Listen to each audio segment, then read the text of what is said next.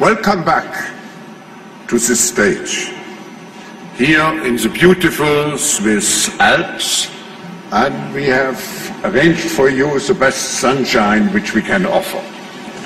We are pleased that you have chosen to join us again, this time for the opening session of the 50th annual meeting of the World Economic Forum in Davos.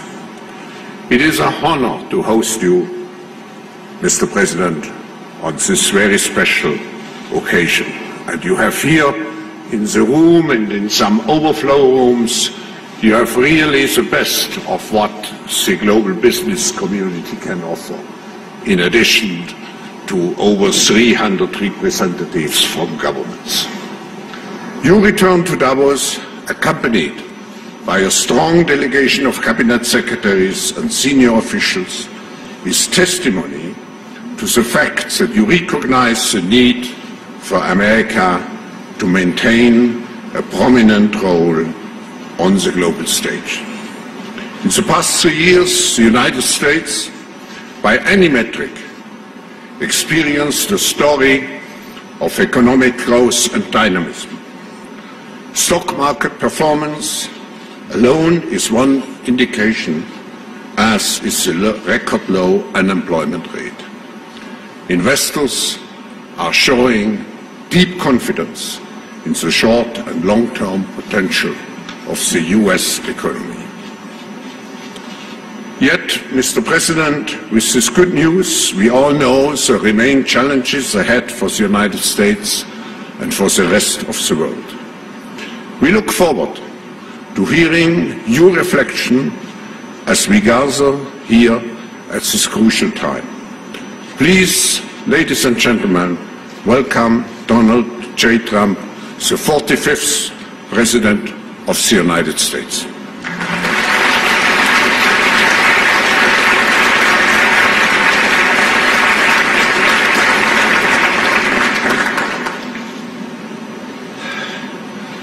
Well, thank you very much, Klaus, and very special congratulations on your 50th year hosting the annual meeting of the World Economic Forum, a truly amazing achievement.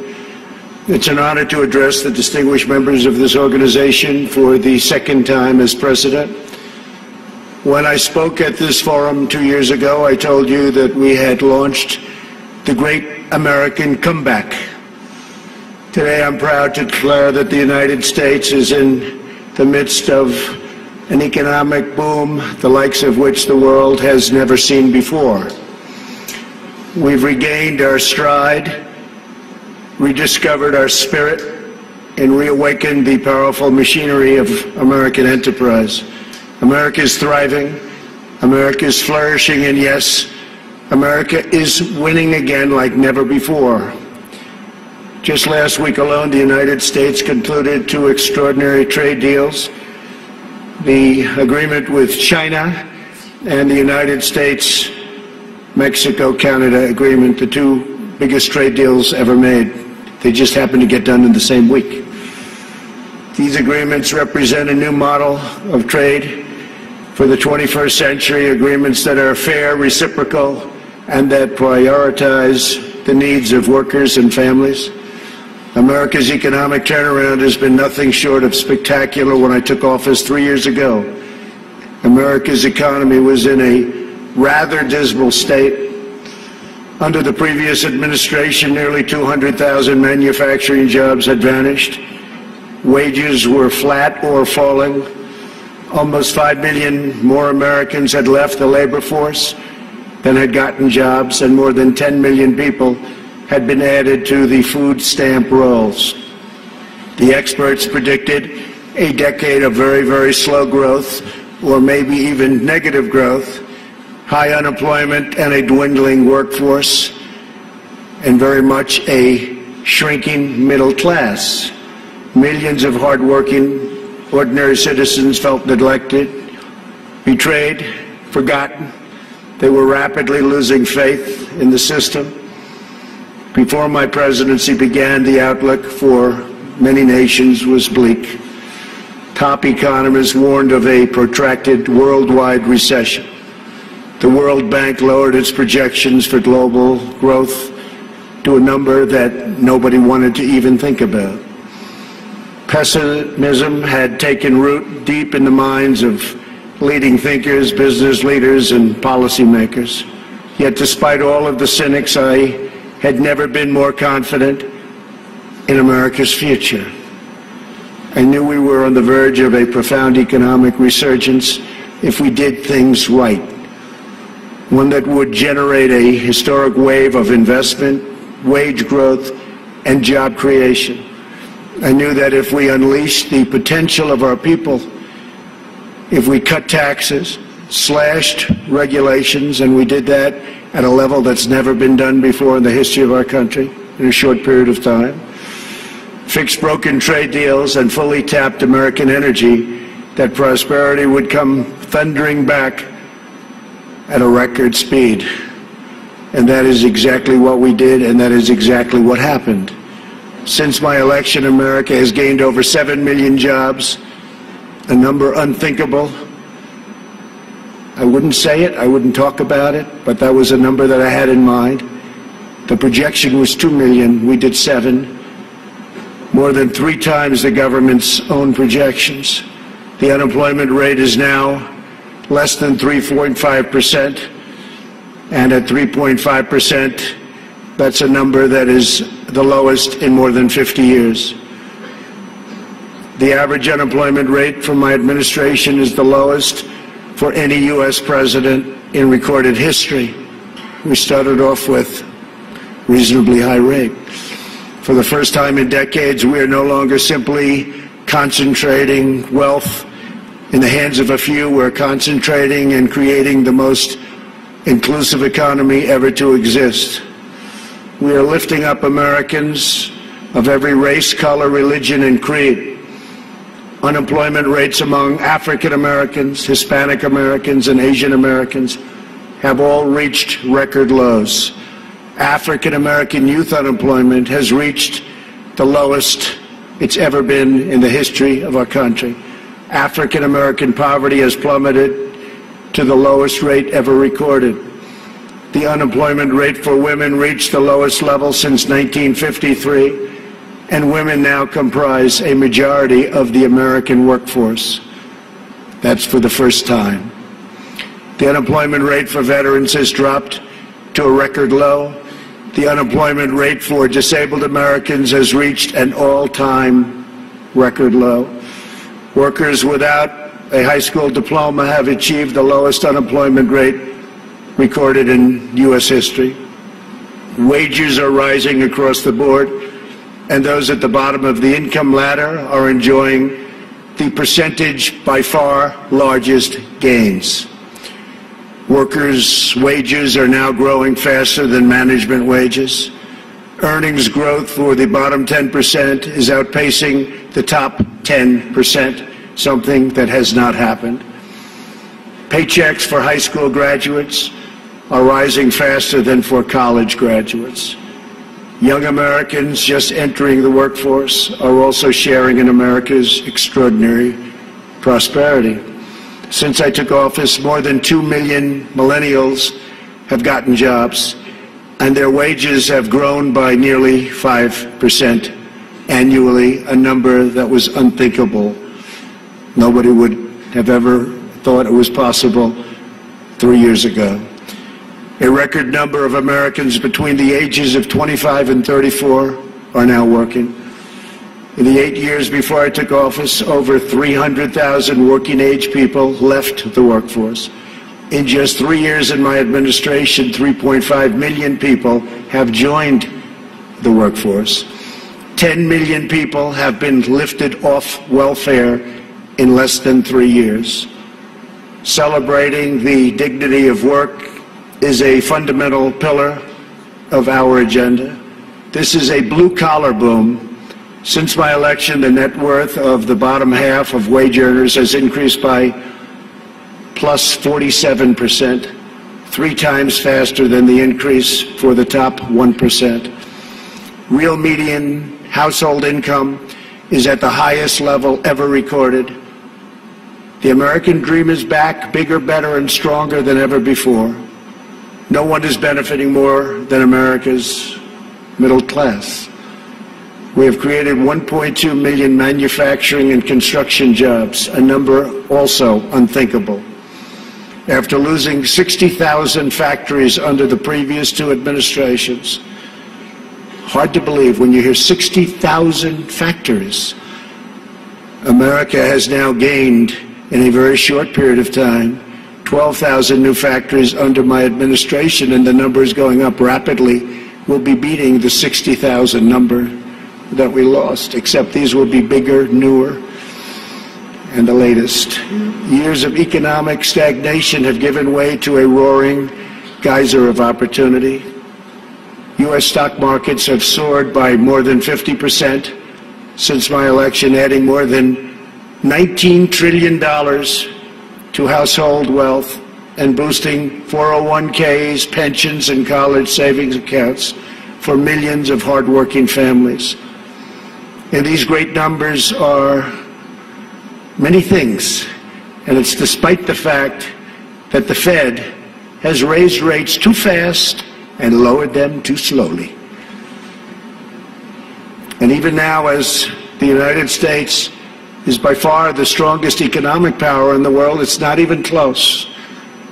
It was going to be close, but a lot of good things happened to us and some not so good things happened to certain other places. They're forced to compete, and we compete with nations that are getting negative rates, something very new, meaning they get paid to borrow money, something that I could get used to very quickly. Love that. Got to pay back your loan? Oh, how much am I getting? Nevertheless, we still have the best numbers that we've had in so many different areas. It's a conservative approach, and we have a tremendous upside potential when all of the trade deals and the massive deregulation starts kicking in, which will be during this year, especially toward the end of the year. Those trade deals are starting to kick in already. The regulations are kicking in right now. And I see such tremendous potential for the future. We have not even started, because the numbers we're talking about are massive. The time for skepticism is over. People are flowing back into our country. Companies are coming back into our country. Many of you who I know are coming back in with your plants and your factories. Thank you very much. America's newfound prosperity is undeniable, unprecedented, and unmatched anywhere in the world. America achieved this stunning turnaround not by making minor changes to a handful of policies, but by adopting a whole new approach centered entirely on the well-being of the American worker.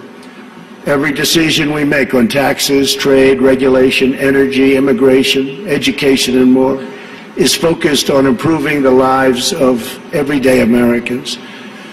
We are determined to create the highest standard of living that anyone can imagine. And right now, that's what we're doing for our workers, the highest in the world. And we're determined to ensure that the working and middle class reap the largest gains. A nation's highest duty is to its own citizens. Honoring this truth is the only way to build faith and confidence in the market system. Only when governments put their own citizens first will people be fully invested in their national futures. In the United States, we are building an economy that works for everyone, restoring the bonds of love and loyalty that unites citizens and powers nations. Today, I hold up the American model as an example to the world of a working system of free enterprise that will produce the most benefits for the most people in the 21st century and beyond. A pro-worker, pro-citizen, pro-family agenda demonstrates how a nation can thrive when its communities, its companies, its government, and its people work together for the good of the whole nation. As part of this new vision, we passed the largest package of tax cuts and reforms in American history. We doubled the child tax credit, benefiting 40 million American families and lifting 650,000 single mothers and their 1 million children out of poverty, and out of poverty quickly. We passed the first ever tax credit for employers who provide paid paternal leave for employees earning $72,000 or less annually, and passed paid family leave for government employees as a model for the country. We made child care much more affordable and reduced or eliminated child care wait lists all across the nation. Our child care reforms are supporting working parents and ensuring their children have access to high-quality care and education, all of which they very much deserve. We lowered our business tax from the highest in the developed world down to one that's not only competitive, but one of the lower taxes. We created nearly 9,000 opportunity zones in distressed communities where capital gains on long-term investments are now taxed at zero, and tremendous wealth is pouring into areas that for 100 years saw nothing. The 35 million Americans who live in these areas have already seen their home values rise by more than $22 billion. My administration has also made historic investments in historically black colleges and universities. I saved HBCUs.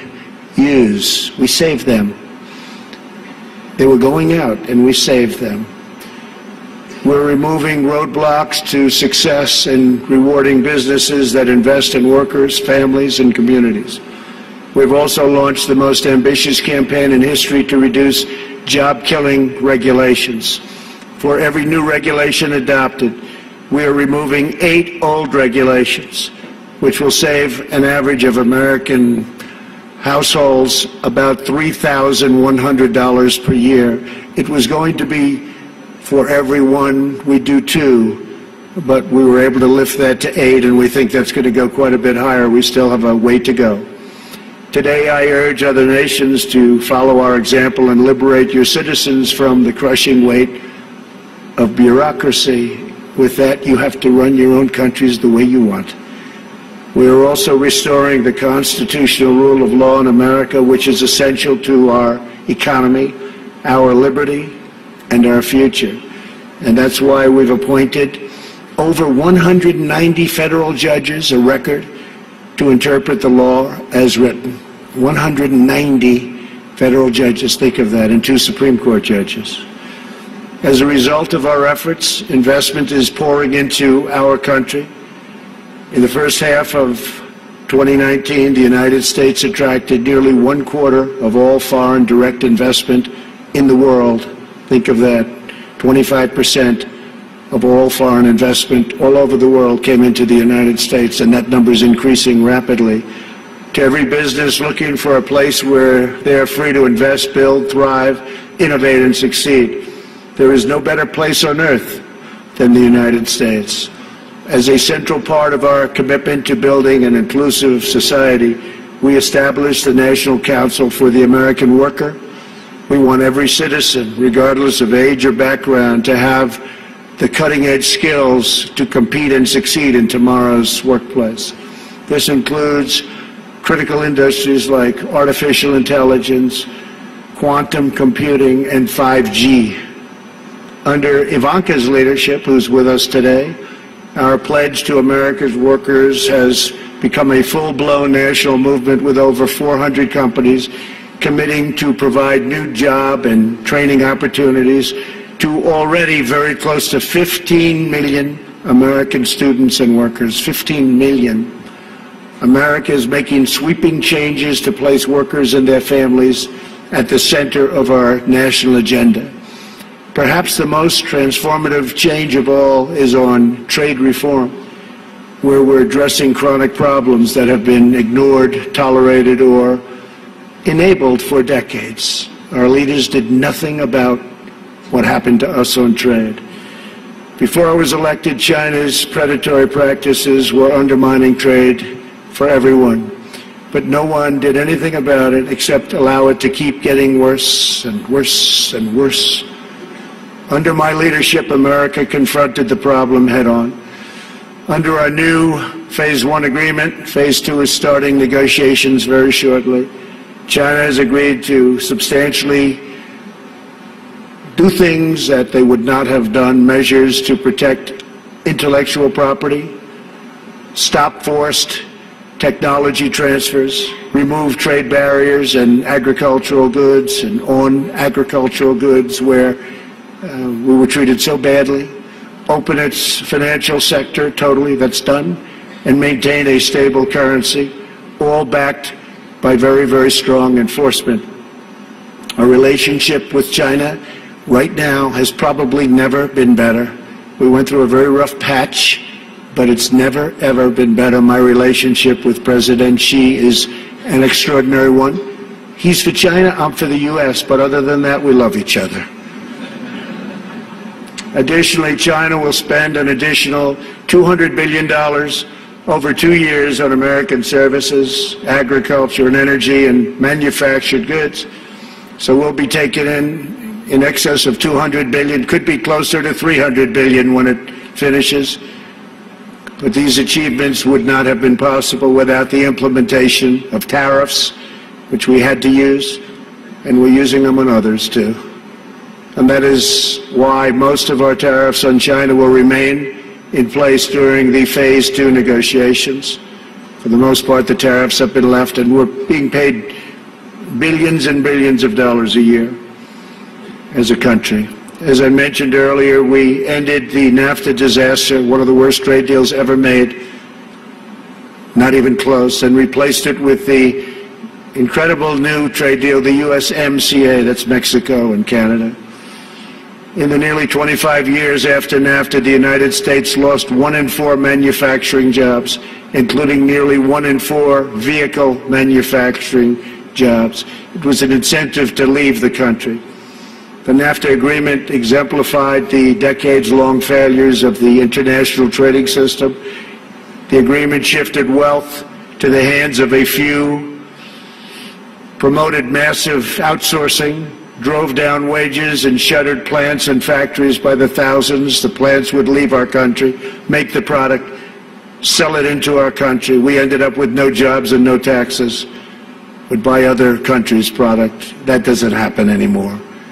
This is the wreckage that I was elected to clean up. It's probably the reason I ran for president more than any other thing, because I couldn't understand why we were losing all of these jobs to other countries at such a rapid rate. And it got worse and worse, and I think it's probably the primary reason that I ran, but there are other reasons also. And to replace with a new system that puts workers before the special interests, and the special interests will do just fine, but the workers come first. Our brand new USMCA is the result of the broadest coalition ever assembled for a trade agreement. Manufacturing, agriculture, and labor all strongly endorsed the deal. And as you know, it just passed in Congress overwhelmingly. It shows how to solve the 21st century challenge we all face, protecting intellectual property, expanding digital trade, reshoring lost jobs, and ensuring rising wages and living standards. The United States has also concluded a great new trade deal with Japan, approximately $40 billion, and completely renegotiated our deal with South Korea. We're also negotiating many other transactions with many other countries, and we look forward to negotiating a tremendous new deal with the United Kingdom. Have a wonderful new Prime Minister who wants very much to make a deal, as they say. To protect our security and our economy, we are also boldly embracing American energy independence. The United States is now by far the #1 producer of oil and natural gas anywhere in the world, by far. It's not even close. While many European countries struggle with crippling energy costs, the American energy revolution is saving American families $2,500 every year in lowering electric bills, and numbers that people said couldn't happen. And also, very importantly, prices at the pump. We've been so successful that the United States no longer needs to import energy from hostile nations. With an abundance of American natural gas now available Our European allies no longer have to be vulnerable to unfriendly energy suppliers either.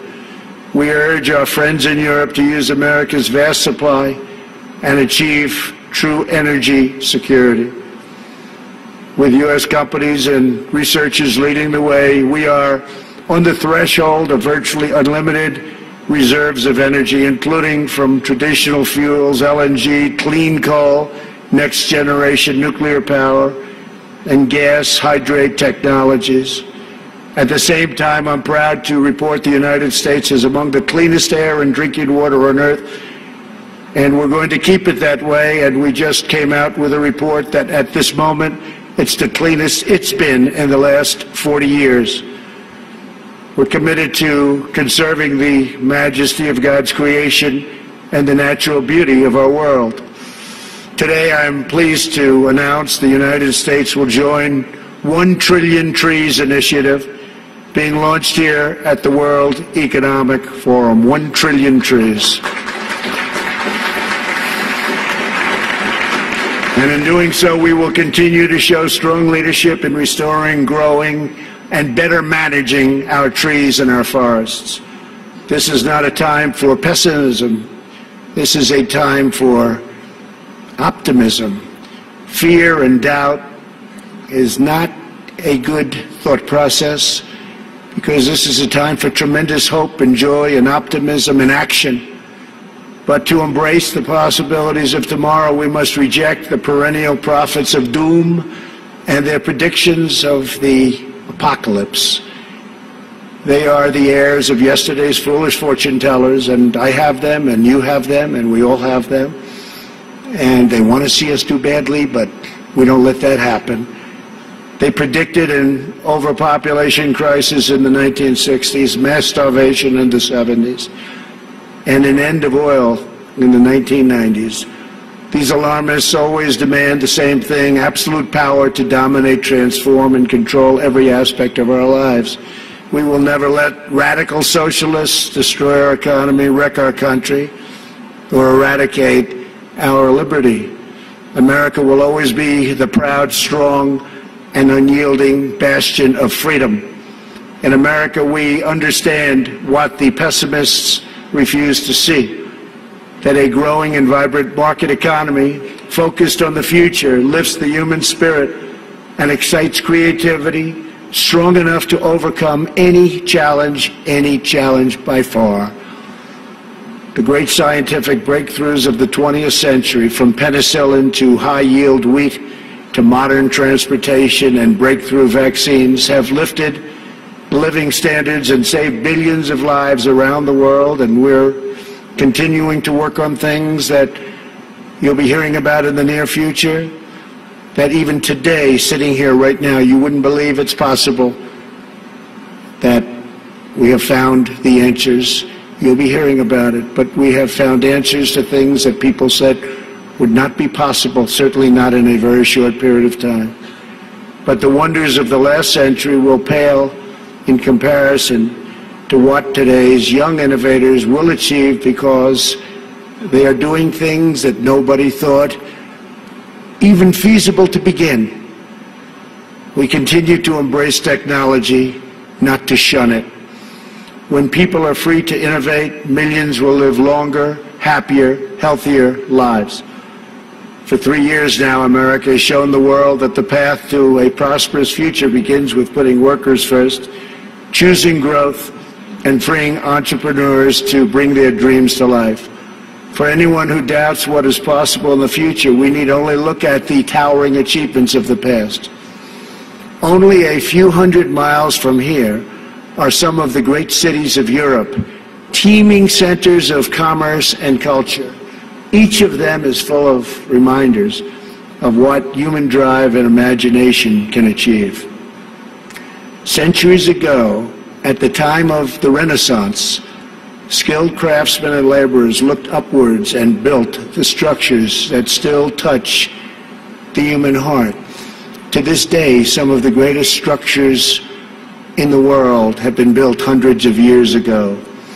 In Italy, the citizens once started construction on what would be a 140-year project the Duomo of Florence, incredible place. While the technology did not yet exist to complete their design, city fathers forged ahead anyway, certain that they would figure it out someday. These citizens of Florence did not accept limits to their high aspirations. And so the great dome was finally built. In France, another century-long project continues to hold such a grip on our hearts and our souls that even 800 years after its construction, when the Cathedral of Notre Dame was engulfed in flames last year, such a sad sight to watch, unbelievable sight, especially for those of us that considered it one of the great monuments and representing so many different things. The whole world grieved. Through her sanctuary now stands scorched and charred, and a sight that's hard to believe. When you got used to it, to look at it now, hard to believe. But we know that Notre Dame will be restored magnificently. The great bells will once again ring out for all to hear, giving glory to God and filling millions with wonder and awe. The cathedrals of Europe teach us to pursue big dreams, daring adventures, and unbridled ambitions. They urge us to consider not only what we build today, but what we will endure long after we are gone.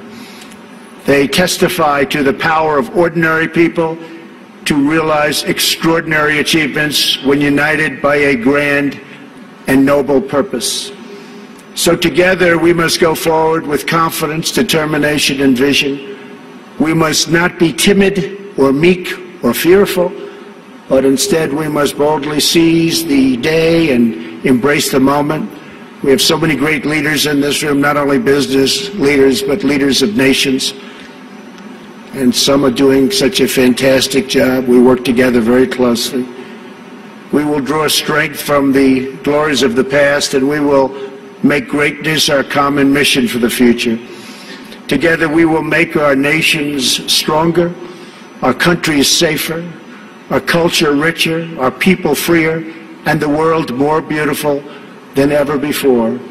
Above all else, we will forever be loyal to our workers, our citizens, and our families, the men and women who are the backbone of our economies, the heart of our communities, and the soul of our countries. Let us bring light to their lives one by one and empower them to light up the world. Thank you very much. God bless you. God bless your countries, and God bless America. Thank you. Thank you very much.